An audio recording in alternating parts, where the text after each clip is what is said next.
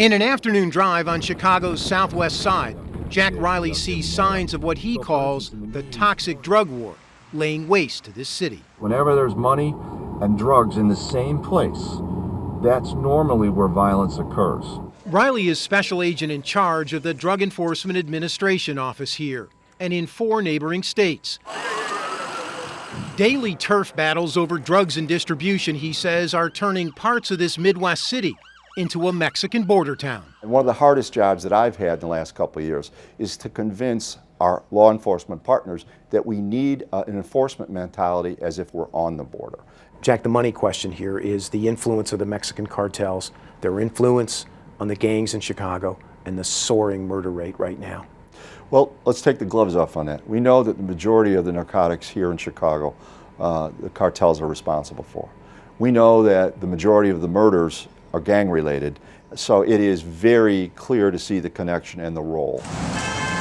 As it stands now, at least 3 major Mexican cartels are battling over control of billions of dollars of marijuana, cocaine, and increasingly heroin in this city, including the ultra-violent Zetas and the powerful Sinaloa cartel, run by its shadowy leader, Chapo Guzman, seen in this picture back in 1993. Chapo Guzman is the most dangerous criminal in the world. So you're saying, in essence, the most powerful drug lord in the world is operating out of this city? I'm saying the most dangerous criminal across all crime in the world is Chapo Guzman, and this is one of his hubs.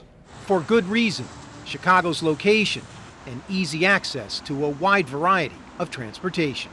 Well, you've got to look at Chicago from really a perspective of a business logistics. It's an ideal spot to set up shop.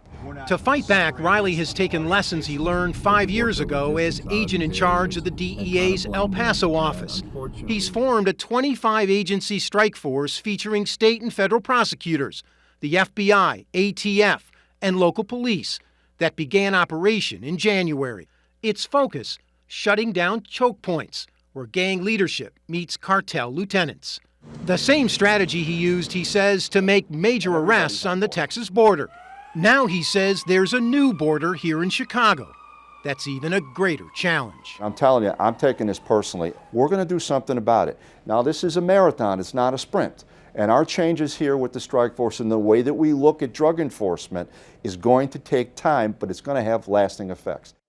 And more than ever, Chicago's problem is turning into a Midwest problem. The tentacles of the cartels spreading drugs and violence, Scott, into Milwaukee, Indianapolis, St. Louis, and Detroit.